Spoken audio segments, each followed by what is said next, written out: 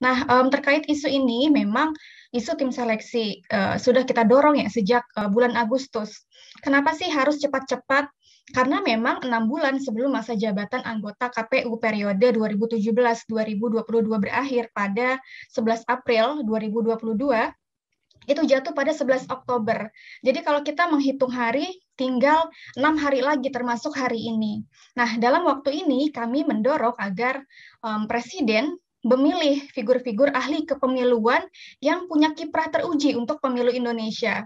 Nah, kami meyakini bahwa seorang ahli kepemiluan pasti akan memahami kompleksitas dan tantangan penyelenggaraan pemilu serentak 2024 mendatang.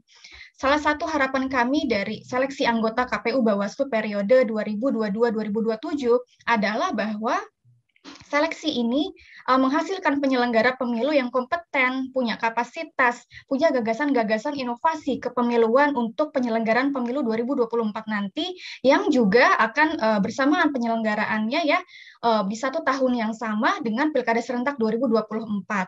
Nah, ada banyak sekali tantangan dalam penyelenggaraan pemilu 2024, seperti masalah pendaftaran pemilih yang harus akurat, mutakhir, dan komprehensif, pendaftaran partai politik melalui sipol, distribusi logistik yang di pemilu 2019 kemarin banyak kasus salah kirim akibat terlalu kompleksnya pemilu 5 surat suara.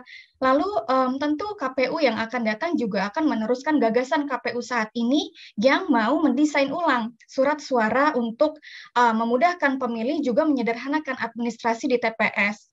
Tantangannya juga pada memberikan BIMTEK kepada penyelenggara pemilu di daerah.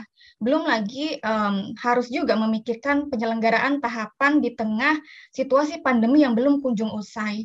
Nah, banyaknya tantangan itu pasti dipahami betul oleh para ahli kepemiluan yang memang sudah banyak berkontribusi untuk pemilu Indonesia.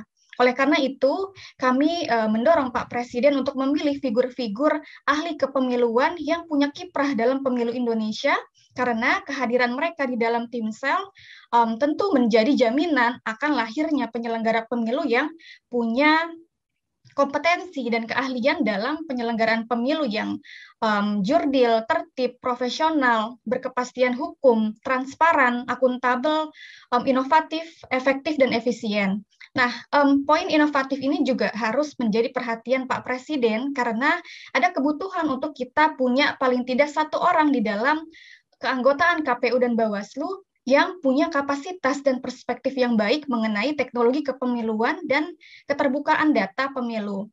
Tujuannya tentu supaya kapasitas yang dia miliki itu bisa meningkatkan kualitas pemilu kita dan mempermudah tata kelola penyelenggaraan pemilu di Indonesia. Itu poin saya yang pertama, Mas Kahfi. Nah, yang kedua, kami mendorong agar Presiden Jokowi memilih minimal 3 perempuan yang punya kiprah dalam pemilu Indonesia dan tahu seluk-beluk pemilu di Indonesia di dalam keanggotaan timsel nanti.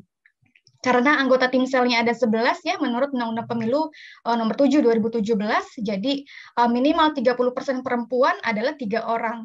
Nah, kehadiran perempuan yang ahli di dalam timsel kami harap bisa membawa perspektif gender, pentingnya kehadiran perempuan dalam penyelenggaraan pemilu untuk bisa memotret kerumitan pemilu 2024.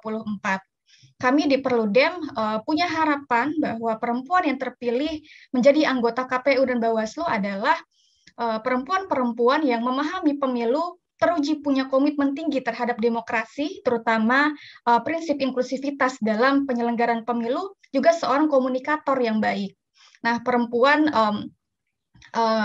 tidak hanya sekadar hadir, tetapi dia punya peran penting untuk melihat, memahami, dan memberikan solusi atas kerumitan penyelenggaraan pemilu 2024 nanti dengan pengalaman kebertubuhannya sebagai perempuan.